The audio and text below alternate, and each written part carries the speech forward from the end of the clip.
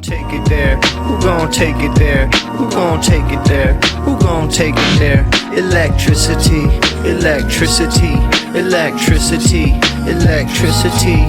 You know what's in the air, you know what's in the air, you know what's in the air, you know what's in the air. It's possibility, it's possibility, it's possibility, it's possibility. I listened to Elon Musk's latest appearance on JRE, and boy, that was a shit show of Joe just f***ing him off again. No big surprises there. Some of the stuff, though, I had heard about this episode, people saying, wow, Joe actually dug into him a little bit. I didn't see that at all. I didn't see Jamie fact-checking like usually happens. I don't know if he's just gotten scared that, Joe's going to cut him loose since he's always calling Joe out or what. But there was a lot of blatant stuff there that was said that was completely false. One of the things that was interesting, though, aside from it just started off with the most cringy and incel-esque behavior I've ever seen out of these two, and that's saying something.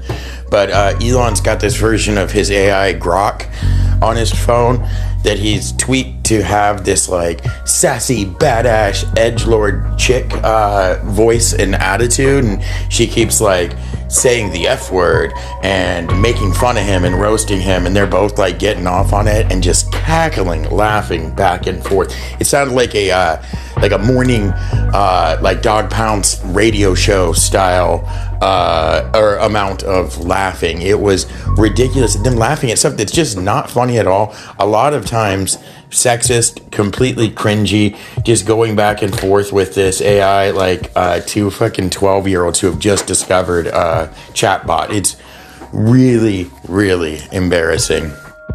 And they do it for like almost the first 10 minutes of the episode. It's disgusting. But then once they get right on to serious business, of course, it's the Nazi salute. Joe brings that up. Starts just like Tim Dillon with Steve Bannon. Joe is providing excuses for him right away. He's like, you're saying my heart goes out to you. You just got a little enthusiastic. Maybe it was a bad idea in hindsight, but that's ridiculous. It was clearly not a Nazi salute. And, not to beat a dead horse, but the same thing I said about the Steve Bannon one is you can see where people have done in the past similar salutes or waves that look Nazi-esque. And sometimes people who don't like them want to latch on to that and say, look, they're doing a Nazi salute. That's a Zig Heil. That's a Zig Heil. And it's not. And you can take videos of people doing a normal wave and pause one still frame where it looks like that. And it has, you've seen this done to Obama, Tim Walz, Kamala Harris, a lot of people over the last few years especially. And when you watch the video, it's clearly not that, like we talked about in the other episode.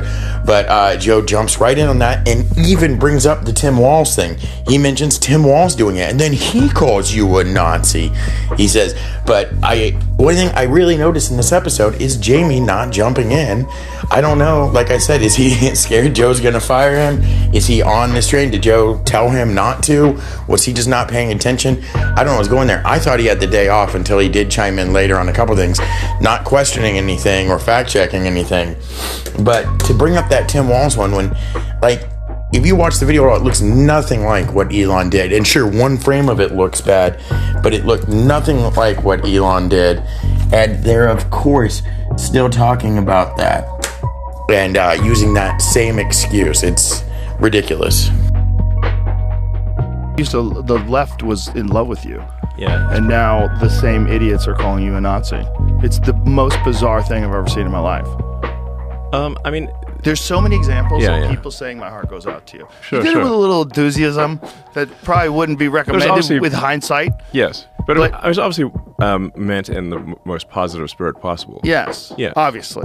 But it's so strange where people want to think that you are openly publicly doing secret Nazi Sieg Heil hand motions. And now I can never point at things diagonally. I can only point at things there and there. And then that's so you have to divide that. Yeah. Because that's the thing that really bothers me with this Nazi salute and all these people doing shady Nazi or white supremacist things. Is they can say, oh, it's ridiculous. I didn't do that, blah, blah, blah. But not one of them has come out and publicly denounced Nazis or white supremacy in all its forms, how hard would it be for Elon to say, I denounce white supremacy in all its forms, or Donald Trump to say, I denounce white supremacy in all its forms, but they won't fucking do it. I personally believe, because they are white supremacists, but even if it's not, the only other option is they are cowards who want to maintain the white supremacist vote. And that is disgusting and close enough to being a white supremacist for me. Well, and I'm just more annoyed at how reliable it is that, Elon Musk, Steve Bannon can stand on stage in front of millions of people. They're not even the only ones to do it and do these Nazi salutes. And then you have all these idiots who will turn around and say like, oh, well, look at this video of Tim Walz. And it's like, it's just crazy how effective of a tactic it is. And then, Steve Bannon goes on Tim Dillon's show, Elon Musk goes on Joe Rogan's show, and they just launder this to, millions of people. Oh, don't believe what you saw with your own eyes. And they know what they're doing, and they're purposely talking out of both sides of their mouth. And then you have somebody like Joe Rogan and a lot of people. There's obviously like just straight up dishonest white supremacists who purposely want to cover for the fact that Elon did a Nazi salute. But then you have a lot of other people who are so obsessed with being like the most rational voice in the room that they're just completely sleepwalking their way into fascism. And not only are they making excuses, but they support these people and just refusing to see what's right in front of their face. And nothing frustrates me about it more than that, because I know not all of these people are, actual supporters of like the most extreme versions of what we're seeing, the ideologies that these people are hinting at wanting to unfold onto the rest of us. Most of these people who will defend Elon or Trump or whoever don't actually support that, but it's like, what is it in your brain that's getting in the way of you seeing what's in front of you? And I guess it's just a lot of propaganda. It's propaganda that's very, very effective. Elon does the salute, and then the immediate organic reaction is outrage, disgust, people, being very clear about what they saw. But then you immediately have this propaganda machine, which includes people like Tim Dillon and Joe Rogan, that kicks in and over again reinforces to people the idea that it's ridiculous that Elon would be doing a Nazi salute. And I even see it in my comments, like people denying it. Why would they do that? Why would it benefit them to do a Nazi salute? Have you ever thought about that? And it's like, bro, you are rationalizing your way like out of any ability to see what's really going on in front of you. And I just don't know how to reach somebody like that, but I guess it's willful ignorance because they like the ideology that they've seen from these people, and so they don't want to believe that it is Nazi-esque fascism. I mean, most of the time I create businesses from scratch. Like, right. Twitter was a case where, I kind of bought a company that was, I kind of knew it was a hairball. Well, you came in at Tesla in the beginning, but they were already doing something, right? No, Tesla did not exist in any meaningful form. There were no employees. JV Straubel joined 3 other people. There was no car. There was no nothing. So it wasn't even a prototype yet? No. Oh, okay. I thought it was a prototype already. No. There weren't even any employees. Oh. That's a funny narrative that people like to say, that you didn't even create Tesla then. Yeah, that's wrong. So Joe tries to give Elon his flowers here later, where he talks about like, if you were just some guy, coming in trying to do this would be one thing, but you're known for coming into businesses, and I'm paraphrasing here, but he says he's known for coming into businesses and helping get them on track and build them up to what they are, and he's implying that's why he should be good at helping shape up the government.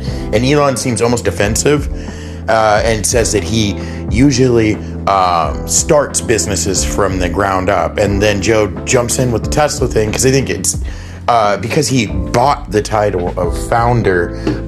It's a common misconception that he founded Tesla.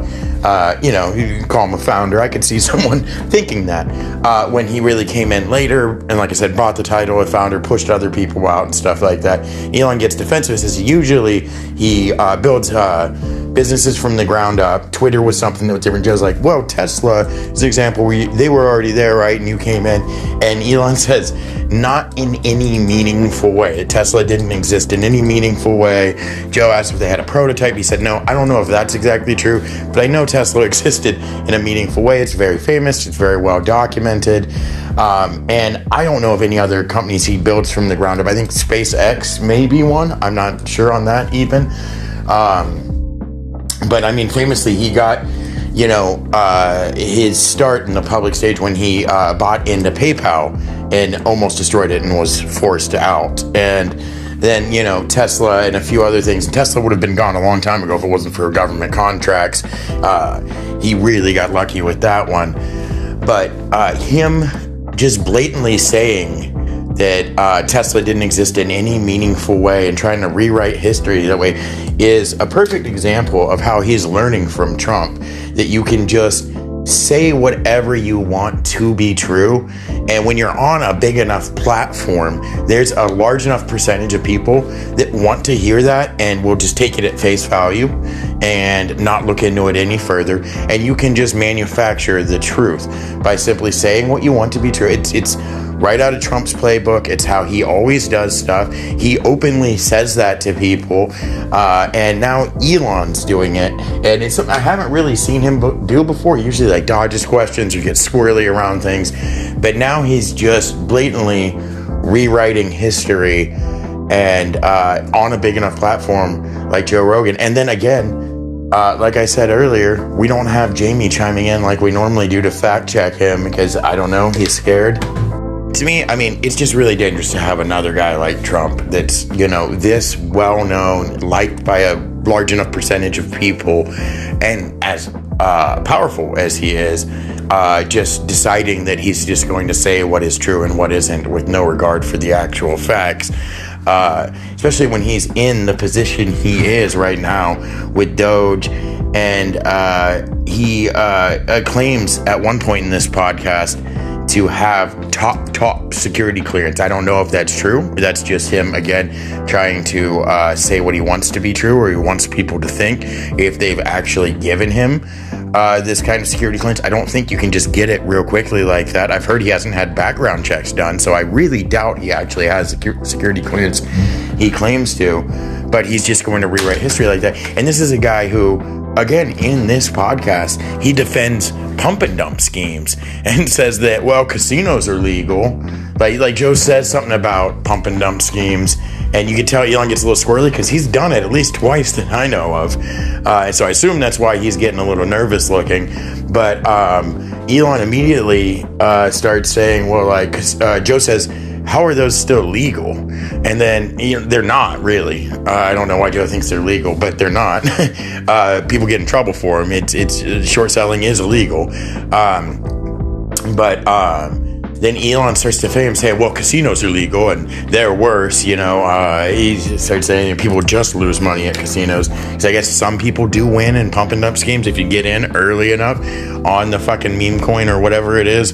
He then too says that Social Security is a scam and it's worse than pump and dump schemes, and then says that in his mind the government is one big Ponzi scheme. I don't want a guy that believes the government is a complete scam and only is looking out for other billionaires and himself and his companies and his billionaire friends, going into trying to reform government spending with that mindset. Well, and it just couldn't be more obvious. You have a guy who is defending pump and dump scams and decrying Social Security. This is the richest man in the world who is trying to set up a crypto Doge infrastructure at the White House and in the Federal Reserve, essentially backing up the American dollar with crypto is these guys' brilliant vision.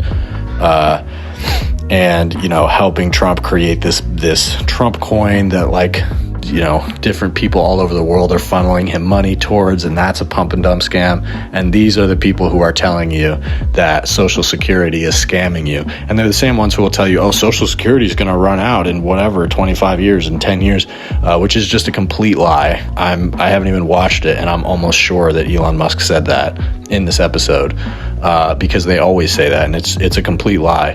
When Social Security becomes insolvent, which is only because we don't tax people like Elon Musk enough, what will happen is that benefits will be slightly reduced. 85% of benefits will still be paid out, even when Social Security is insolvent. That's how efficient of a program it is. But people use that same exact talking point to say, oh, Social Security is going to run out. Then what are we going to do? What a Ponzi scheme. And then, of course, there's a point where Elon has to bring up DEI, specifically in relation to the FAA and all these incidents, planes falling out of the sky and crashing and such. And he wants to whine about, he complained specifically about, his exact words were, white guys, old white guys being pushed out. That's not cool. A lot of really qualified air traffic controllers were pushed out because of DEI stuff. So, not to be blunt, a bunch of really good, talented old white guys were pushed out. It's not cool. And so there's a talent shortage in air traffic control because of DEI and not hiring people on merit. Which is so crazy that worked. I think we should not put the public safety at risk. No. Because of some demented philosophy. And that's so clearly not what's happening and not the issue and not how DEI works at all. In general, the standards don't change or anything. But he's just telling on himself like he always does whenever he gets on one of these platforms. That's one thing I will definitely say I like about Elon is he's not savvy enough to hide his true feelings about things or motivations. He always tells on himself. And when he's crying about white guys getting pushed out, it's very clear. And it's just gross the way he says it too. It's disgusting, honestly. But looking at, I knew, we'd talk about this, so I wanted to do a little bit of research on the FAA and DEI hires and how all that worked, because I don't know a ton of it.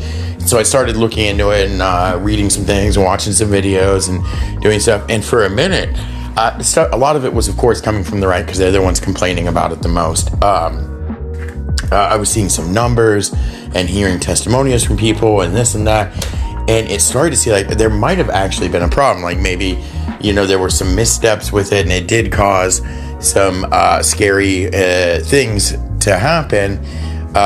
Some priorities that were misaligned with safety and this and that. And I was like, oh, geez, wait a minute. Did the right accidentally happen onto something that was correct for once? Was there actually an issue with this? Could this be a problem? And then, of course, as I read further and actually heard from people who are in the industry, have been in the field for years and know what they're talking about, and not just right-wing pundits and talking heads, learned that no, their DEI hires were not linked to any of this stuff, really, that their standards have never changed. If you're going to be an air traffic controller, it's still a 2-year training program. Then you go to a small airport for a little while and prove yourself till you go to one of these big airports.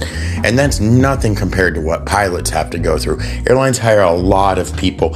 And so when they talk about focusing on hiring people who have mental or emotional problems or doing stuff or giving opportunities to other people, they're not talking about the people doing air traffic control or flying your planes. That's just not what happens. Those standards have never changed. I think the most you could say is that you had 2 people exactly as qualified and they chose a minority instead of a white person because, of DEI standards or whatever. And you could say, yeah, that's unfair to the white person, but there's a lot of reasons for that and why it is actually fair and stuff that, is a whole separate conversation here. But it's very clear that, once again, it's just Elon telling on himself for being a racist, that these kinds of policies and stuff did not cause planes to fall out of the sky. And they're latching onto that because they know what gets people riled up, gets people angry, and gets their largely white supremacist base behind them. And it was a nice little learning experience for myself, how I almost got caught up in the propaganda for the moment. So that's my big takeaway from all of this is to, make sure you are doing research, you are looking into things, and looking further, not just reading the base level stuff, actually checking your sources, understanding where the news is coming from, what people's priorities are when they're telling you these things, if there are hidden motivations, and what they're trying to accomplish by telling you that stuff.